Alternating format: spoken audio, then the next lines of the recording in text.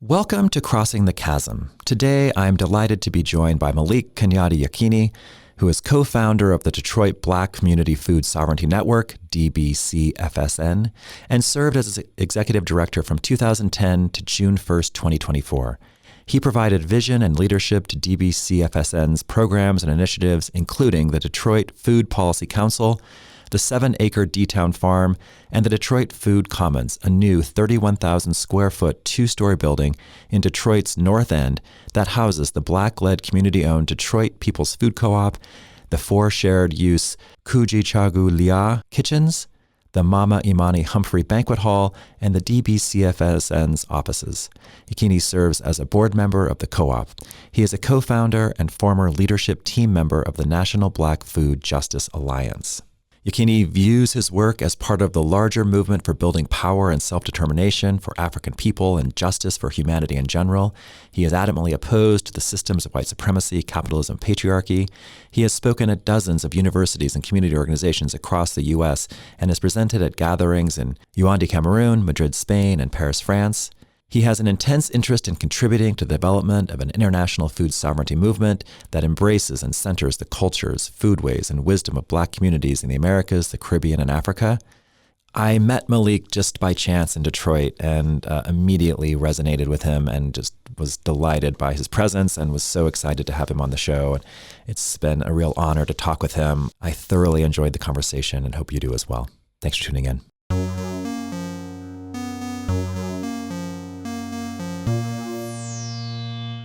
Malik, welcome to Crossing the Chasm. Thank you so much. It's a pleasure to be here, Brian. I really appreciate you being here, and I'm looking forward to this conversation.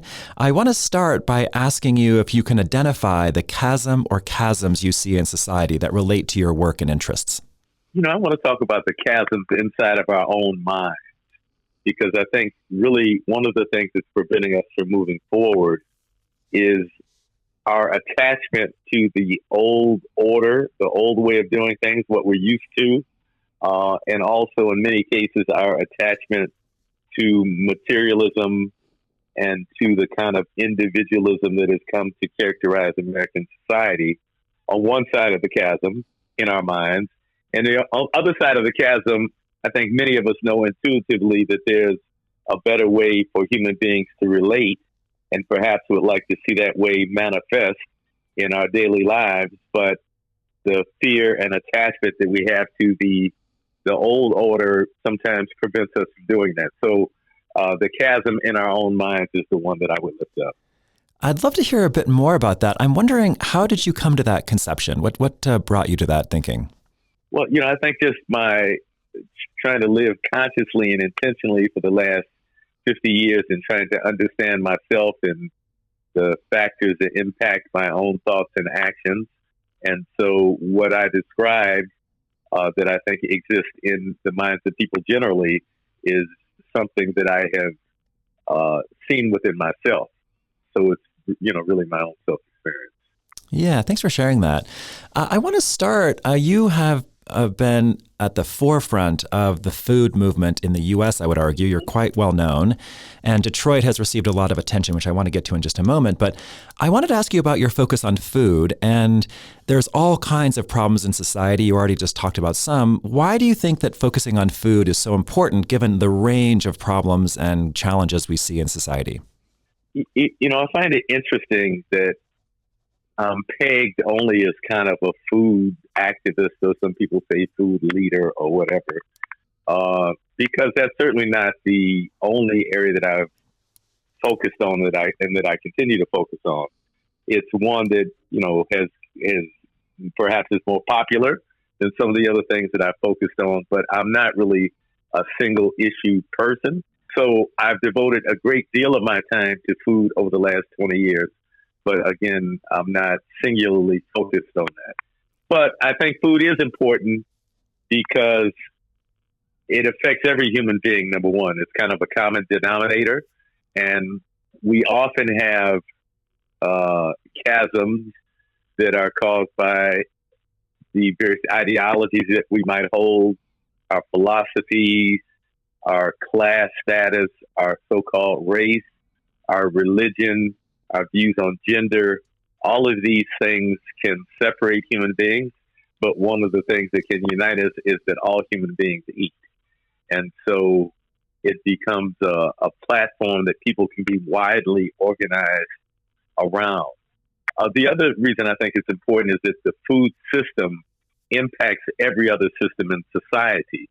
So, if you're impacting the food system, you're by necessity also impacting transportation, and you're intersecting with the educational system. You're intersecting with the criminal justice system. You're intersecting with the so-called healthcare system.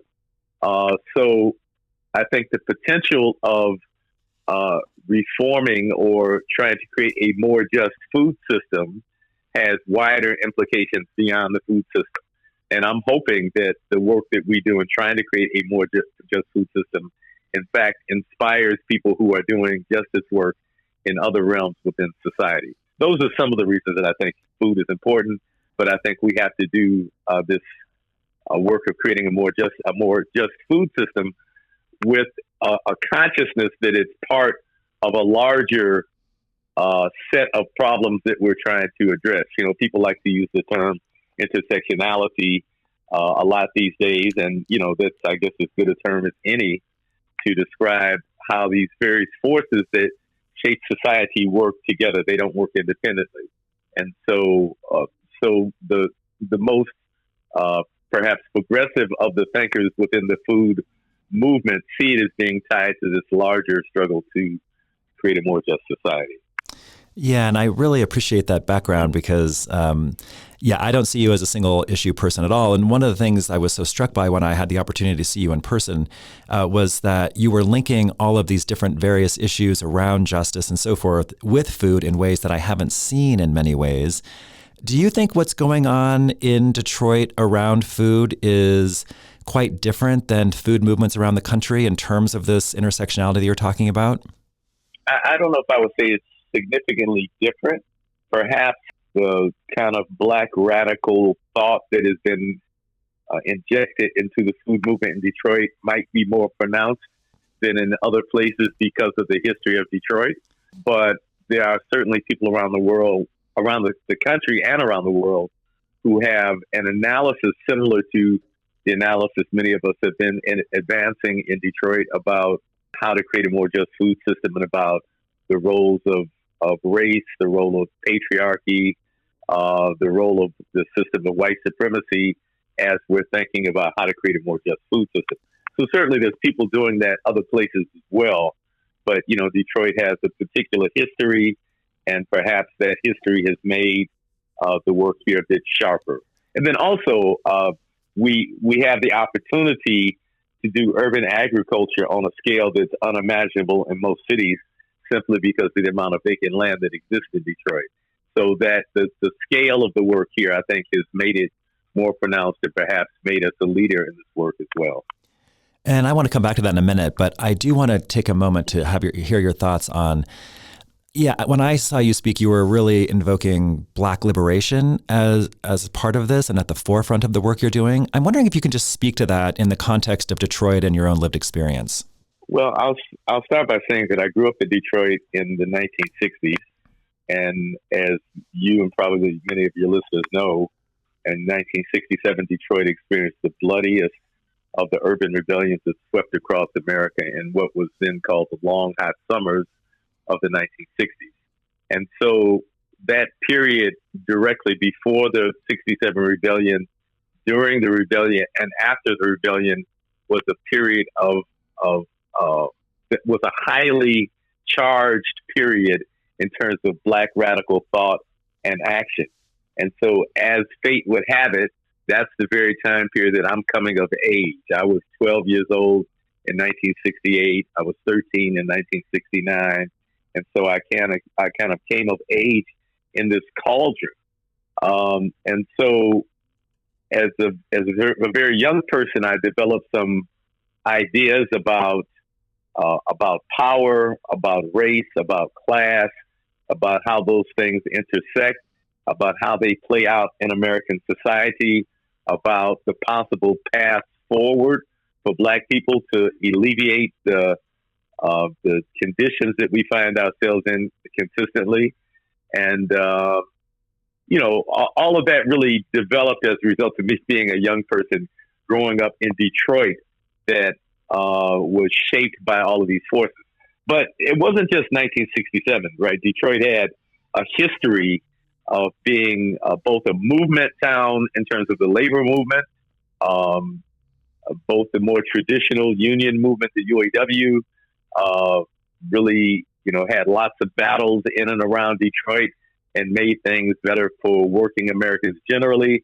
And then also in the 1960s, you had the more radical Black union movement like the League of Revolutionary Black Workers, which actually was an amalgamation of several smaller radical Black union movements and plants around the city of Detroit.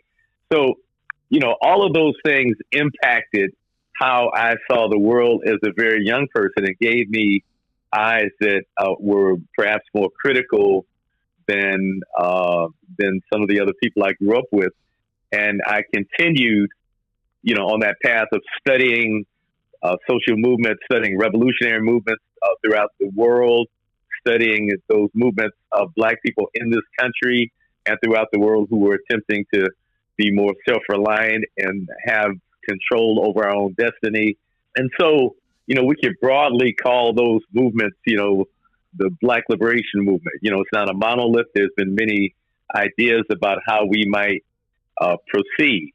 But many of us, myself included, have dedicated our lives to creating a circumstance where Black people can govern ourselves, where other people are not dictating to us what happens in our communities, where other people are not essentially operating the economies in our communities and extracting huge profits and leaving us to languish and to beg other people for jobs and to beg other people to give us grants to build the kind of infrastructure that we need in our communities to have healthy, resilient communities. So many of us would assert that the ongoing crisis that African Americans find ourselves in has to do with power and the lack of power to control those factors that shape our own communities. And so rather than the kind of civil rights approach that many organizations have taken, which is predominantly appealing to the dominant society, appealing to the government to make changes, the Black liberation movement asserts that we are primarily responsible for our own destiny. And regardless of what the government does, regardless of what the majority of white people in this country do, that Black people have the responsibility and the obligation to take hold of ourselves both individually, as a community, and as, if you will, a nation within a nation, so that we're creating circumstances that function in our own best interest. When you're talking about your colleagues who are working towards this Black liberation movement, what are the efforts going on in particular in contrast to the sort of civil rights work that you just mentioned? Well, a lot of the work right now is focused on reparations. There are many of us who believe that the United States government and various corporations owe reparations to Black people who are descendants of those who were enslaved. So there's a lot of work focused on that and has been for a number of years. Currently, there's a huge effort to win public support for Captain Ibrahim Traore, who is the interim president in Burkina Faso and has emerged as one of the leaders on the African continent in terms of rejecting Western imperialism and building a more self-reliant society. So many people are trying to find ways to align with that. And again, in the court of public opinion, trying to counter some of the propaganda that the United States government and other Western powers have put out about him. That's a current effort. You have efforts of Black folks to create and maintain schools, either privately operating independent schools or trying to, within public schools, to implement curriculums that we call African-centered curriculums that immerse Black children in an understanding of their own history and culture, as opposed to the current educational system in America, which is a totally Eurocentric approach to education, which suggests that everything that is good and of value in the world has been done by people of European descent. So, typically, if you're in a public or private school in the United States and you study mathematics, you're going to be taught that the Greeks were the fathers of mathematics, and you're going to be given a list of names of Greeks who made various contributions to mathematics. If you study philosophy, you're going to be told that the Greeks were the fathers of philosophy, and so on. Almost in every science, you're going to be some person of European descent is going to be lifted up as the originator of that, which is just patently false and gives people who are considered to be white an overblown and false sense of their own contribution to history, and gives people who are Black or other people of color a diminished sense of themselves because they haven't been taught the actual contributions that their people have made to humanity. So that's another kind of strand within the Black liberation movement that is ongoing. But to be fair, by the 1970s or so, by the late 1970s, the American government's COINTELPRO program, the counterintelligence program, had weakened or destroyed many of the leading organizations in the Black liberation movement. And so since that time, the movement has been at a weakened state. And, that's in many ways because of these attacks, which, by the way, are ongoing attacks. And, particularly under the current administration, we see people who are vocal for justice being singled out for all kinds of punishment.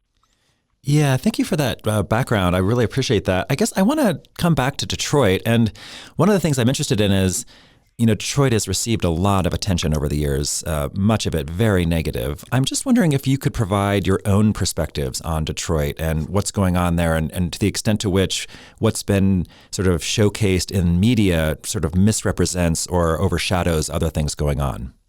In many ways, Detroit is like the old story that I heard in elementary school. I think there were 5 Chinese blind brothers or something.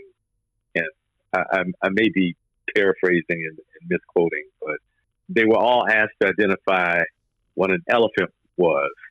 And each one grabbed a different part of the elephant. One grabbed the leg and said, an elephant is like a tree. And another one grabbed the tail and said, an elephant is like a rope. And so depending on kind of what part of the elephant they interacted with, they had a different perception of it. And to some extent, all of their perceptions were true. It's just they were each incomplete. And so the same with these narratives that have gone out about Detroit to the world, that there is some truth in those narratives. Of course, Detroit did experience a tremendous economic decline, and I can talk a bit about some of the reasons for that. That's true. And then, when you see economic decline, you typically see a rise in crime.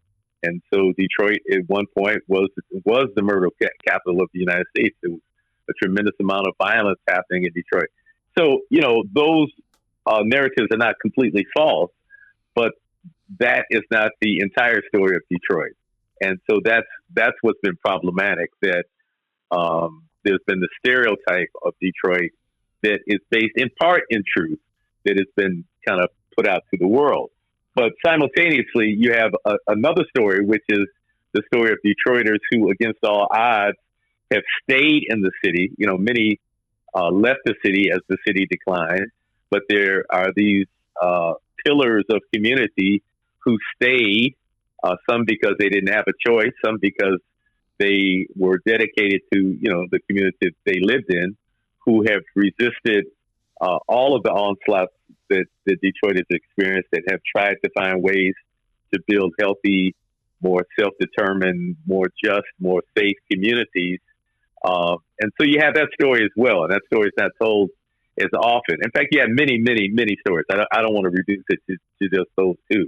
You have the story of, the artists and the musicians in Detroit who, in spite of the economic hardship, have continued to make beauty and continue to produce works of art to have us think more critically about the world that we live in.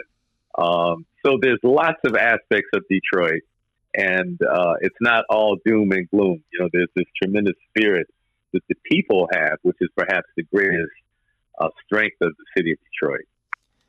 Yeah, and you mentioned the exodus of population and the vacant land. And so can you just start talking a little bit about this intersection between the Black liberation movement and the food movement and the sort of activities and programs going on that you're involved with? Sure. So let me say that really to understand anything about contemporary Detroit, you have to have an understanding of how race plays out in American society in general and how it plays out in Detroit and the Detroit metropolitan area. So the Detroit metropolitan area is one of the most racially segregated metropolitan areas in the country. The city of Detroit is something like 78% African American, and we are basically surrounded by still majority white suburbs. Even though suburbs have changed over the last 20 or 30 years, you have significant numbers of Black middle-class people who have moved into some of the suburbs north of Detroit, and you have a significant number of Arab and Asian folks who are in some of the suburbs west of Detroit. But still, largely, the suburbs surrounding Detroit are white, and Detroit itself is predominantly Black. And so one of the reasons it's like that is because in the late 1950s, after the federal, we're kind of in conjunction with the Eisenhower signing the Federal Highway Act, you had these freeways constructed that enabled folks to work in downtown Detroit, the economic center of the region, but to live in these suburban subdivisions that were being developed. And the freeways enabled them to easily get back and forth. And also because freeways are generally routed to go through neighborhoods that have lower economic values, because the city or the governmental entity usually has to pay folks for the properties that they take to excavate the freeway. They're looking for property values that are lower. And so typically the areas that have lower property values are where Black and brown folks live.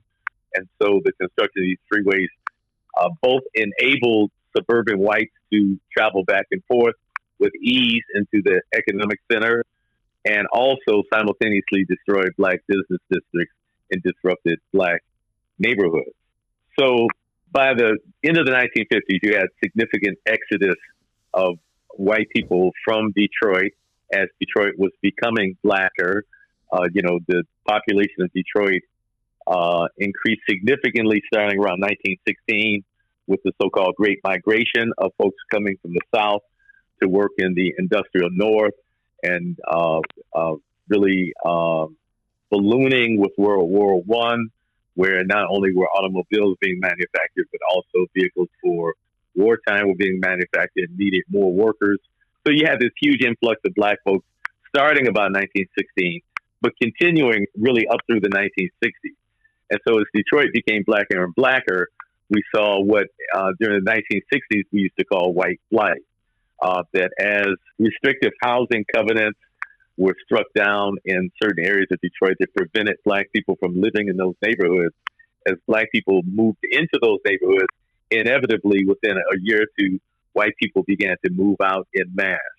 And so that resulted in a largely Black city of Detroit and a largely white metropolitan Detroit. And so as we think about how we improve our condition, when I say we, I'm referring to Black Detroiters, this kind of racial analysis has to play heavy in how we determine how we're going to proceed. And so that in many ways shapes the urban agricultural work that many of us have been doing. And to be fair, let me say that urban agriculture in Detroit is not a one-size-fits-all thing either. There's various tendencies within urban ag in Detroit. Some are, more overtly political and more overtly radically political, like the Detroit Black Community Food Sovereignty Network. And there are others who do it because they like being outside in nature and they like communing with nature. And there's others who do it because they are really committed to local healthy food. They might do it for health reasons. And so there's not one kind of guiding set of principles that everybody doing urban ag in the city of Detroit has agreed to.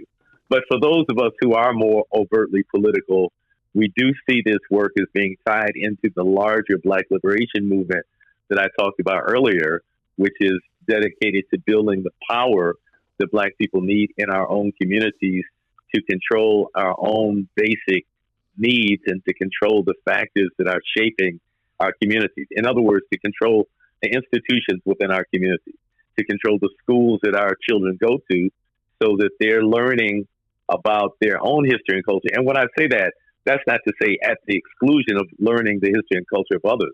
That would be ridiculous. Of course, we want our children to be knowledgeable about everything that has occurred in the world, but they have to start with the foundation of knowing who they are, how they fit into that, how the people that they are descended from have contributed to that field.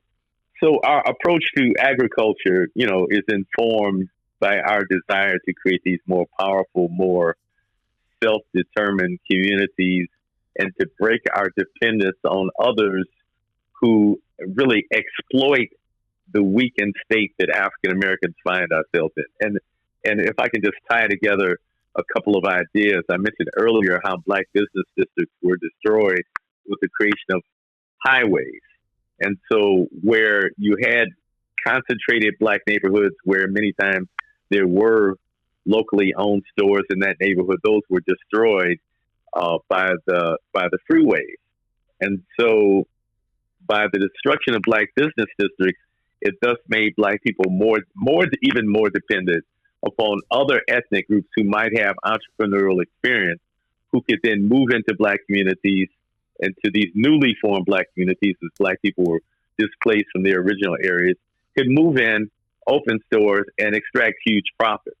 So in the city of Detroit, there's an ethnic group called Chaldeans who are from Iraq. And I'm not anti-Chaldean at all. I always have to make this clear. But the fact of the matter is they control probably 95% of the grocery stores and small, what we call party stores in the city of Detroit. And they're extracting huge profits from Black neighborhoods. They, for the most part, and again, I don't want to paint with too broad a brush because some Chaldean merchants are very good community members and community partners and have very good customer service. So it's not the fact that they're Chaldean that is making, the causing the exploited practices, but far too many Chaldeans are implementing these exploited practices. But so we see, very few people hired from the neighborhood and again, just huge profits extracted. And so this is an unacceptable situation. And frankly, no other ethnic group would stand for that because those same profits that are being extracted from our community could be, if circulated within our community, could build the kind of institutions that we need to have healthy, resilient, more self-determining communities. And so our urban agriculture work is framed by those ideas. It's framed by the idea of Black food sovereignty. How do we begin, even on a minuscule level, to look at how we can control production of food, how we can begin to control the processing of food, how we can control the distribution of food, how we can control the retail sale of food. And so all of these things in some ways are coming together at the Detroit People's Food Co-op, where we're trying to really close that circle and find a way to have all of those aspects, production, distribution, retail, sale, kind of all come together in a way that models this idea of a circular economy that we often talk about. Yeah, can you speak a little more about that? Because the People's Food Co-op is quite new, and I'm just wondering if you could speak to the consequences you see happening, but also sort of the long-term vision of how that's going to create what you're hoping for. So the Detroit People's Food Co-op is a Black-led, community-owned grocery store that opened actually 1 year ago yesterday on May 1st of 2024, after 14 years of planning, organizing, obtaining land, obtaining financing, and actual construction. After 14 years of that, we finally opened the doors last year. And so the idea is twofold. One, to provide another opportunity for Detroiters to get healthy, nutrient-dense food. And secondly, to provide a retail way of connecting with this idea of building Black food sovereignty and creating a more circular economy. So let me give you a specific example. At the Detroit People's Food Co-op, in the produce department, when seasonally available, because we have a very short growing season in Detroit, when seasonally available, we sell produce that is grown hyper local, right in the city of Detroit by local farmers, local Black farmers particularly. So we're able to purchase this food from the farmer, sell it at the retail level at Detroit People's Food Co-op, take the money that we make from selling that food, employ people from the community. Those people who are employed in the community, they make other purchases. We see the multiplier effect. This is generally what we're hoping to happen. And, we're a year into it, so we don't have a lot of data. We know that we've done $4 million in sales in the last year, which is still minuscule in the face of all of the money that's spent on food in Detroit. But really what we're doing is creating a model so that people can begin to think differently about the circulation of wealth and about the extraction of wealth and about power and about having control of our own community. So that's basically what we're trying to do. But then also the building that the Detroit People's Food Co-op is located in is called the Detroit Food Commons. And it's part of a larger idea. The food co-op itself, or the retail store, is one aspect to it. But we also have 4 commercial kitchens on the second floor that are used by food entrepreneurs of various scales. So again, we're trying to provide an opportunity for food entrepreneurs who want to scale up their business, both those who might be doing cakes, cookies, soups in their house under the Michigan Cottage Food Act, and would like to scale up their business to be able to have it in a retail location like the Detroit People's Food Co-op. We now have a facility, a licensed facility in which they can do that. Also, food entrepreneurs who already are in business are already are licensed and perhaps selling on a retail level, but need to increase the amount of production. We have larger kitchens that can help with that. And so we're seeing all of these things tied in together, supporting the growers, supporting those food entrepreneurs who are either producing value-added products or who are doing catering, and then also having some degree of control of the retail aspect of the economy. So again, what we're doing is on a micro level at this point, really trying to refine this model. And then as we're getting the kinks out of it, we're sharing that with other folks around the country who are inspired by our work and who are leading similar efforts. And if we are successful, then we look to expand to perhaps multiple locations in the city of Detroit to try to create a model of what a self-determined food economy might look like. And what do you think? I mean, I really appreciate you being sort of reticent about making too broad of claims based on just 1 year, but what do you see just day to day about how having the co-op and the commons, how has that affected the food, the sort of city, the ideas and perceptions, and how are people receiving it? Has it had consequences beyond just selling and making money and so forth? Well, yeah, absolutely. The building of the Detroit Food Commons was very intentional in many ways. And as I mentioned, the planning, organizing, obtaining the land, obtaining the financing took 14 years. So there were lots of people looking at us for a long time as we ventured on this journey. And so there are many people who have been inspired, who have watched the journey, either in whole or in part. And in fact, at the groundbreaking for the Detroit Food Commons in April of 2022, the city of Detroit officials who attended said they had never seen that level of community support for a development project. So we were able to really tap into the hopes of a large segment of the Detroit population.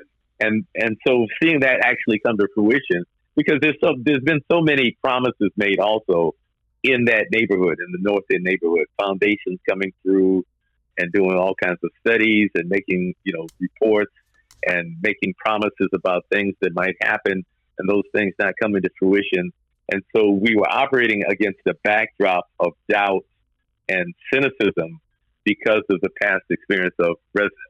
And so seeing this actually come from a discussion that we were having with community residents, as we did more than 40 community engagement sessions in the immediate neighborhood, working with block clubs to do these sessions and churches and other community organizations, for folks to see it come from those small discussions to actually the building being built and the store being open to people. Many people are tremendously inspired, and many people are saying this is the most significant Black development in Detroit in the last 50 years. But we also see a tremendous number of people inspired nationally. At our grand opening, we had people from across the country who came because they were inspired by the work that we're doing, and many of them are doing similar work, are working to develop food co-ops in the cities where they're located, and they look at us as a beacon. And we are in intentional dialogue with many of those folks in a couple of different ways about our experiences and the challenges that we've had. So perhaps the road will be made easier for other folks who do this in the future. But also we have a banquet hall on the second floor, which is used frequently. And so it's becoming, as we had hoped, a center for discourse about how to make society more just. This past week, for example, they had something called the Real Estate Developers Boot Camp. And one of the themes throughout that is, how to do real estate in ways that is, fair and just, and not creating the greater inequities in society. But we have all kinds of lectures and book signings that are occurring there that are causing people to think more deeply about how we can take control of our own destiny, how we can push back against regressive and oppressive policies by the government, and how we can, just generally broaden and deepen our own humanity. Yeah, thanks so much for sharing that. I guess I'm curious about how that's going to happen. You've just mentioned that there was this huge exodus of people. There was not a lot of opportunity for Black people in Detroit to control commerce and so forth. So there's just not a lot of money. How do you move forward with some of this, given that there are these constraints and that resources are in such short supply? Well, so in terms of the store, at this point, the resources that we need, our customers to shop there, and that's really what fuels that whole project. And so, what we find is that no matter how impoverished people are going to find a way to eat. And a friend of mine jokingly says that food is the only thing that you can't buy used. And so there's an ongoing market for food that is affordable and is of a good quality. Many times people think that people who have a low income aren't concerned about the quality of their food, but that's absolutely not true. And so, we expect, in spite of the challenges that Detroit faces, that the store will continue to be a viable retail outlet and people will shop there. Both people who are shopping because they live in the neighborhood and that's the best option for them, and also people who are shopping there because they support the ideas that drive the co-op and they want to see it be successful. So that's basically how, in terms of moving that part of the project forward. But, if I can step back and say that the building that we constructed cost $22.6 billion. And so clearly, we got money from various sources, and including grants, including some public money, including some some private money. And it's my view that the most successful way to do these kind of projects is having that kind of partnership between philanthropy, public funding, and private funding. Now, in the current environment, projects that are explicitly designed to help the Black community are, threatened by the current administration's approach to governing. But still, there are some folks in philanthropy. Philanthropy is not a monolith, and so there are some folks in philanthropy who are stepping up and trying to make funding from other sources available to people who are doing progressive community work. So, we'll have to continue to try to find who our allies are in the philanthropic world and who our allies are perhaps in the private world. And private doesn't just include corporations, for example. It can also include individual donors. We've been the beneficiary, for example, of a few people who said, they inherited money from their families who made lots of money in Detroit in the auto industry, and they want to do something to contribute to justice. They want to contribute to a Black organization. And so there's ways that individuals also can support this work. And we're seeing that increasingly white people of conscience who have access to resources, trying to find ways to share those resources with Black and Indigenous folks who are doing work around land, food, and farming. So that's another way that funding is coming in. But the primary thing is that every community eats, and there's some money which is exchanged between as they obtain the food that they're eating.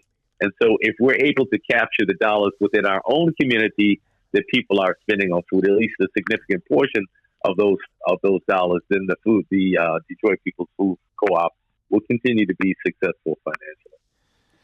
Yeah, I guess I'm wondering if you're willing to share. I'm just curious, how are you feeling about all of this? On the one hand, you're doing all this amazing work with the co-op and the commons and D-Town and all that. On the other hand, 70% of Detroiters are food insecure. We have this national situation going on. Where are you personally as you see what's going on at the present moment? I'm an eternal optimist. And so I'm both a realist and an eternal optimist. So on one level, I think the country is clearly headed towards an authoritarian government. It seems the Trump administration is making they're not attempting to cover their move towards authoritarianism and investing more power in the executive branch of the government. Both things, I think, are extremely dangerous. I think to the extent that America has ever experienced democracy, that is under is deeply threatened right now. I think Black people and other people of color are under threat by an administration which is overtly white supremacist. I think the stability of the global economy is threatened by this America First kind of position without having a broader view of the interconnectedness of nations in the current global economy. So I think lots of really bad things are going on. But also I'm an eternal optimist, and I see lots of pockets of good going on as well. And I have to remain hopeful that those pockets of good will continue to grow in strength and number, and will continue to find ways to hook up, and that ultimately those people who are committed to justice and fairness and equity will begin to find ways to wrest power from those who are committed to the opposite. And again, we see this happening on a global basis. I'm very inspired by, as I mentioned earlier, what's going on in Burkina Faso with the current interim president, Ibrahim Traoré, and the efforts to create a more united Africa, which has been a goal of many African leaders, most of whom have been assassinated by Western powers. But so the global consciousness is shifting. The balance of power in the world is shifting. I know these things don't happen fast, but I feel inspired by the small work that we can do kind of in our corner to begin to change things where we are then finding ways to hook up with other people nationally and internationally who are also doing that work so that we build stronger and stronger movements. So it's either, for me, it's either you remain optimistic or you just throw in the towel and say, oh, we're defeated. And for me, that's not an option. Yeah, I really appreciate that. Thank you. And I always end with three questions that are more personal. But before we get to that, I just wanted to ask one more question. I guess I'm just curious, like, what's on the horizon for you as you see this work you're doing around Black liberation and food in Detroit? So I've done quite a bit of work in Detroit and have helped to create some models that are moving these ideas forward and that are being emulated in part by folks in other parts of the country. And I've also participated in the creation of the National Black Food and Justice Alliance, which is a national organization of more than 75 Black organizations who are either doing farming, creating food co-ops, working on food policy, or working in some other way to create Black food sovereignty. And so I really see kind of the next iteration of my work being more focused on international work. In 2023, I had a chance to attend the meeting of the Alliance for Food Sovereignty in Africa, which was held in Yaoundé, Cameroon, and have remained in contact with them since that time, and also with other people who are striving to build food sovereignty on the African continent, and folks who are striving to build food sovereignty in Black communities in the Caribbean, in Canada, in places in South America. So I really see the next iteration of my work being in helping to build this international Black food sovereignty movement. It's fantastic. Thank you so much for sharing. Yeah, and again, so I want to just end with three quick questions. The first one you've already answered, but I'll ask it anyway, and you can take it wherever you want. What do you see in society that gives you inspiration and energy? Well, certainly the work that I'm involved in, and these kind of little nodes that I talked about, where you got progressive people all over who are doing things to try to make the world better. I'm inspired by that.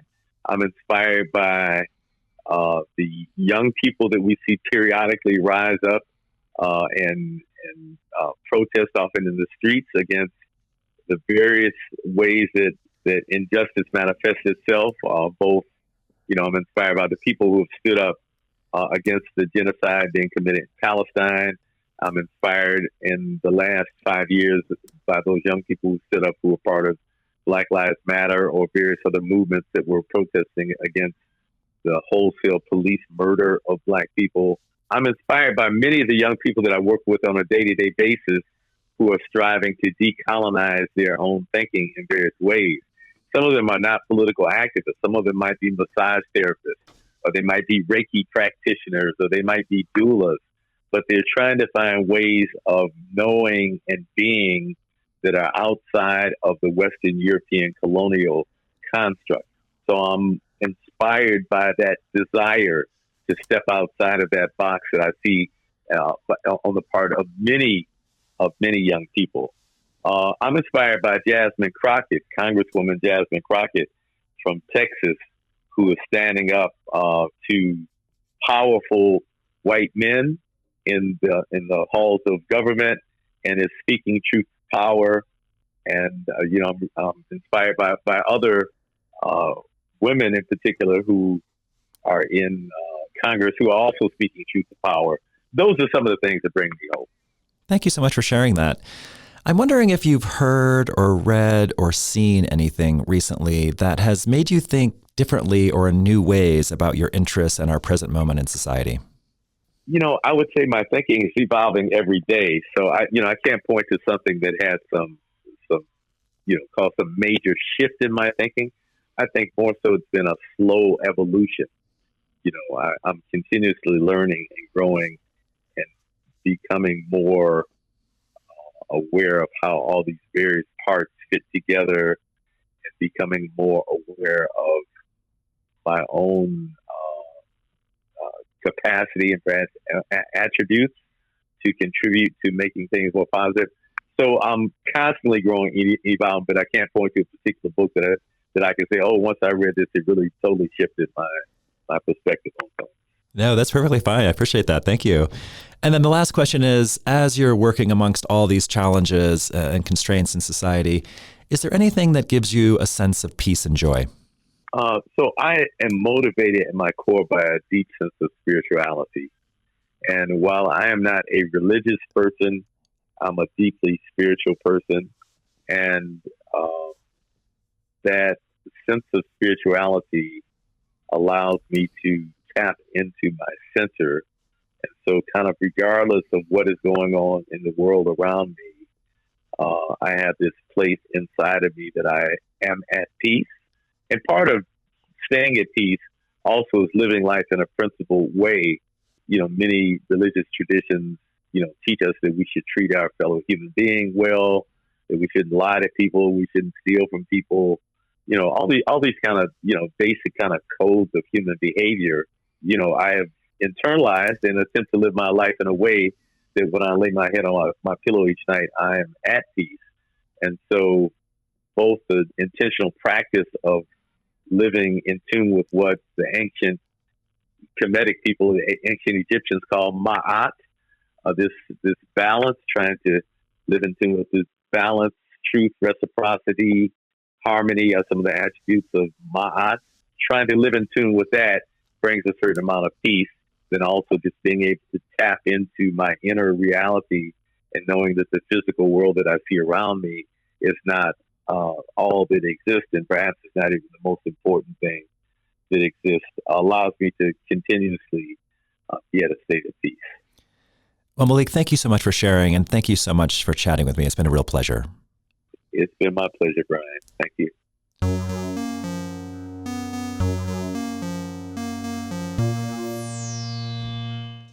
There are a few people I've come across in the past few years that have resonated more strongly and have been more profoundly consequential and influential for me personally than Malik, and I was just so delighted to talk with him. I'm so impressed by his work and so appreciative of the work he's doing. The clarity with which he has diagnosed and talked about the work that he's doing and the issues he cares about are so inspiring. Really appreciate his insights. As always, I want to thank the executive producers of Crossing the Chasm, Dan Phillips and Cody Bayless. Thanks, as always, to Anodyne Diversion for the music. And thanks to you all for listening in. I really appreciate it. I hope you enjoyed the show and hope you can tune in again. Take care.